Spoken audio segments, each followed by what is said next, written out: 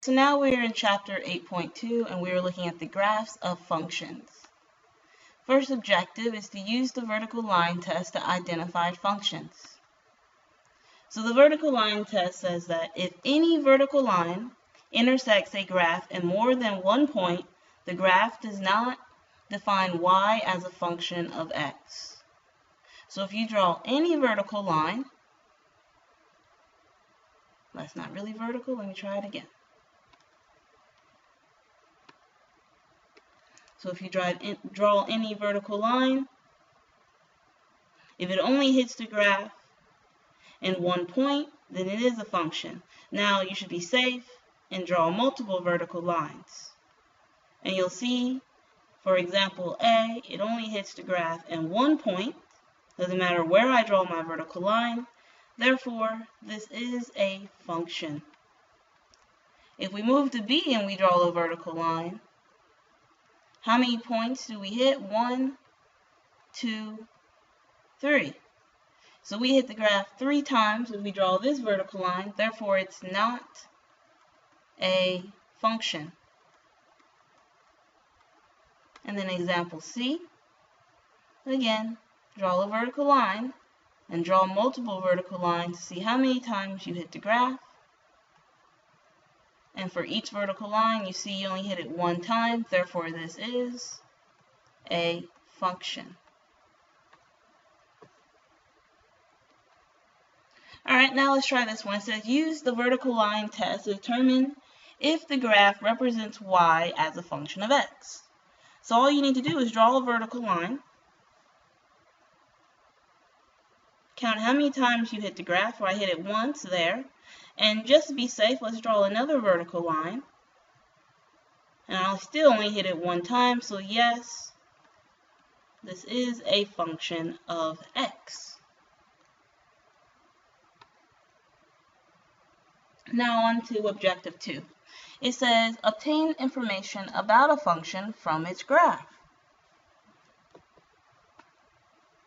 So before we start, we have to talk about some notation.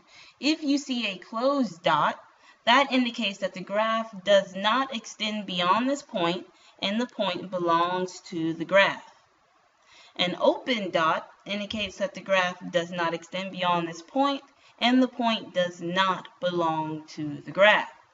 So open dot means the point does not belong, and closed dot means the point does belong.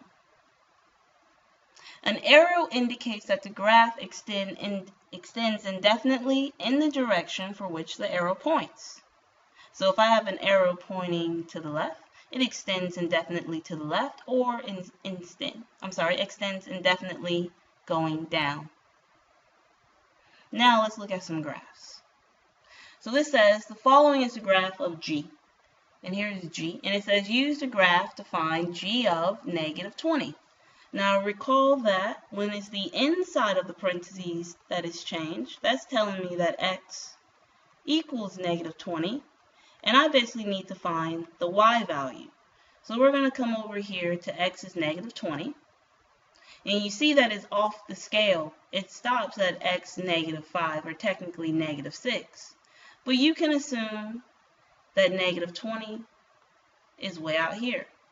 Now notice that our graph has an arrow on it, which means he extends indefinitely in that direction forever. This is a horizontal line.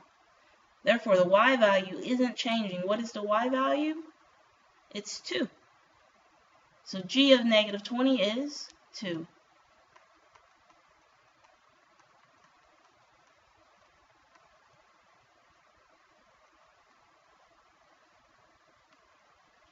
Let's try this one. So still the same graph from the previous example, and it says find the value of x for which g of x equals -1. So they obviously gave us our answer. We don't want that. So g of x equals -1. Well, remember, g of x is the function, and it's the same as saying y. So they're telling you y equals -1, and they want you to find, well, what does x equal? So let's come over here to the y-axis, find -1, and then Go to the left or right, depending on where the graph is, until you hit the graph. And we hit it here. And what is the x value? It is 1. So, when g of x equals -1, then x equals 1.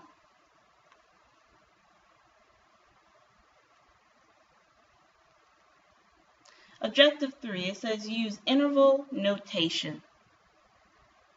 So I am not going to read through this. Feel free to pause the video and look through it yourself. But let me remind you of some things. Parentheses means do not include the value.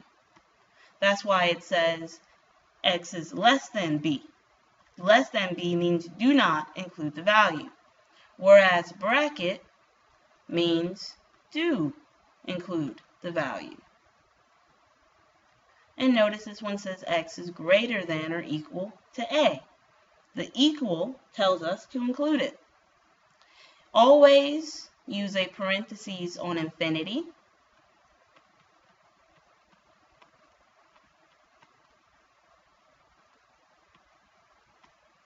As well as negative infinity.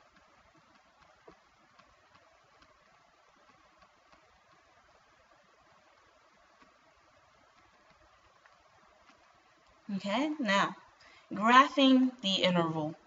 Remember, when you're graphing, you're going to put your values on a number line. So if I'm looking at this example, parentheses a, comma, b, close parentheses, well, on my number line, I'm going to put the a, and I'm going to put the b. Now, it says to use parentheses, which means I'm going to put a parentheses on my number line for a, facing to the left, and another one on b, facing to the this one is facing to the right, and this one's facing to the left. And then we're going to shade in between. And that's the interval a to b. Jump down to the next example, and it has bracket a, comma, b, bracket. That means include a as well as b. So we're going to do the same thing, put a and b on a number line. This time we're going to put a bracket facing to the right, and a bracket facing to the left, and again, shade in between. I'll let you work through the others to get used to the interval notation or to give yourself a review of interval notation. Set builder notation is just a sentence.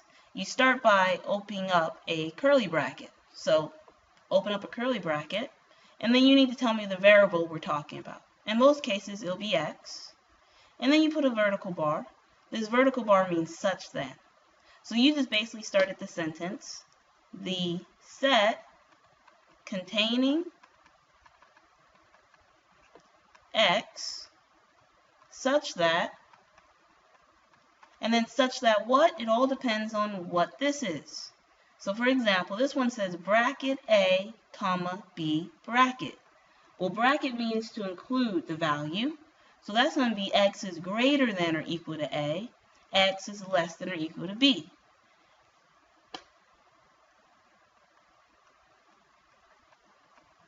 And you write it here, and then you close it with your curly bracket.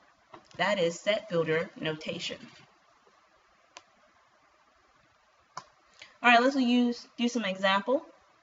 It says graph the solution of each inequality on a number line, and then express the solution in set builder notation and interval notation. Part A. So remember, whenever you're reading these inequalities, you always read from the variable. This says x is greater than -4. So let's start our number line. Put -4 on your number line. And then you say, well, it's greater than. I'm not including it, so I know I'm going to use a parentheses. And since it's greater than, it's going to face to the right. Which means I'm going to shade all of this to the right and put on my arrow. And there it is. Now notice that your interval is right there. Parentheses, -4, comma, this arrow goes all the way over to infinity, and I always use parentheses on infinity.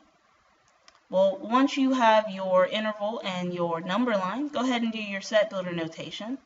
So start with the curly bracket. Who are you talking about? You're talking about x. And then your vertical bar, such that what? Well, x is greater than -4. And then close it off. All right, example B.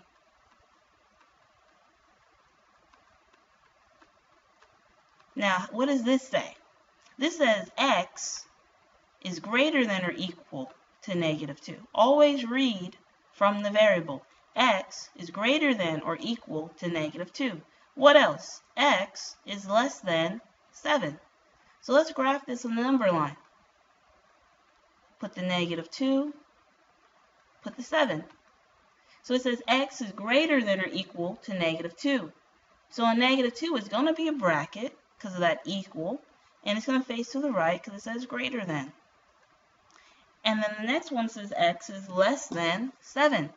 So on 7 is going to be a parentheses, and it's going to face to the left because it says less than, which means these are going to run into each other, and we're going to shade the middle, or they're in between. Now notice that your interval is on your number line. Bracket, -2, comma, 7, parentheses. And then set builder notation, the set containing x such that, we'll write this whole thing. X is greater than or equal to -2, and x is less than 7.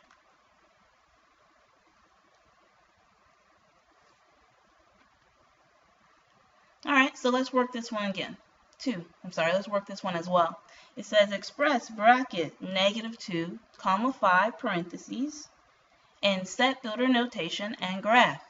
Well, first of all, what does the bracket on -2 means? It means that x is greater than or equal to -2. What does the parentheses on 5 mean? It means x is less than 5, but don't include it, so no equal. Let's combine these.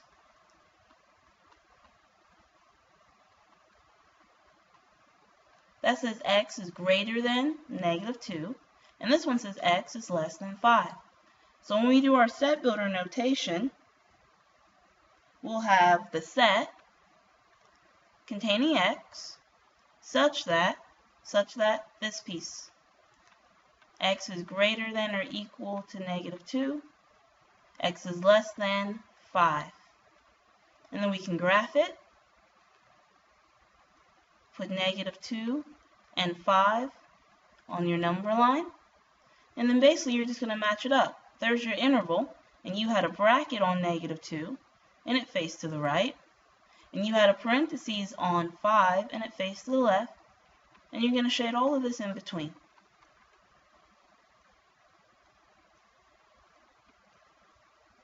Alright, let's do the same thing.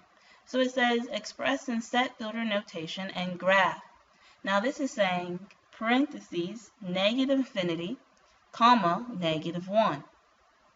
So if I wanted to, let's start here. Well, always use a parentheses on infinity because x will never actually be equal to them. So this is saying x is greater than -infinity because that's the minimum value, right? And this is the max. And this is saying x is less than -1. Now, do you write it like this? You never actually write the infinity, right? So how do you really write it? You write it as x is less than -1.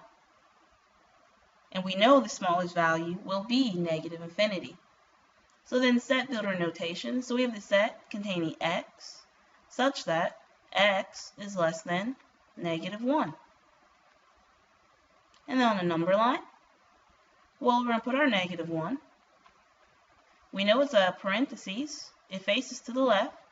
And we're going to shade going to the left. And then put an arrow because it goes all the way to infinity.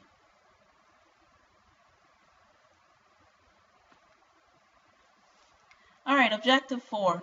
Identifying the domain and the range of a function from its graph.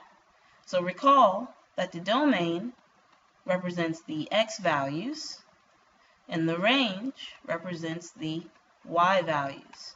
But this time, we're going to pull it off from the graph. So it says the graph of a function can be used to determine the function's domain and range.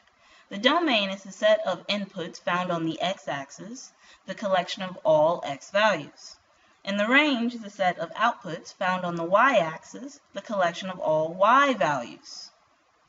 So the domain is basically how far left and right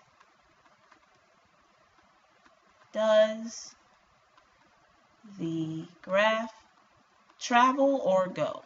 I'll say travel. So how far left and how far right does the graph travel? That's the domain.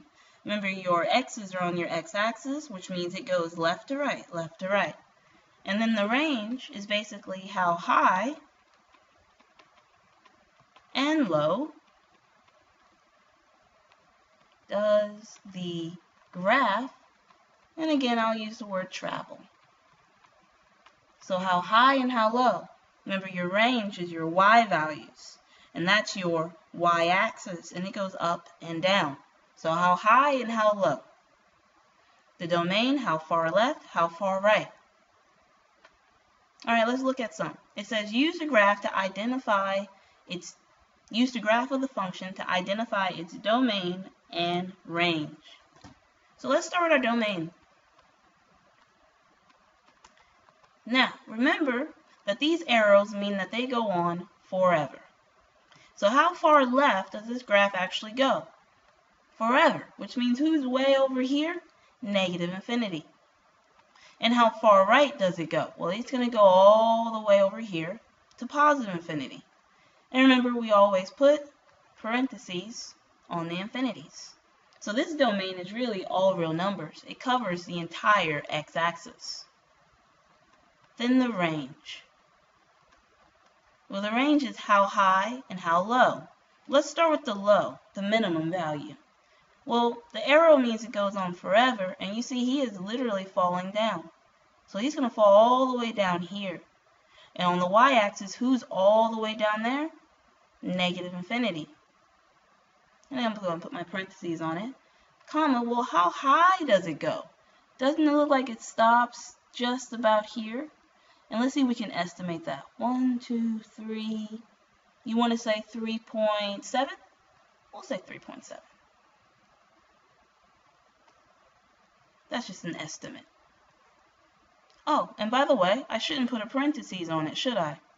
I actually should have a bracket, because we're including that point. So let me get my pen out and put a bracket on it.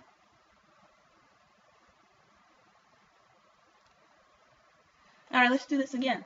So now we're going to still identify the domain and the range. Let's start with the domain.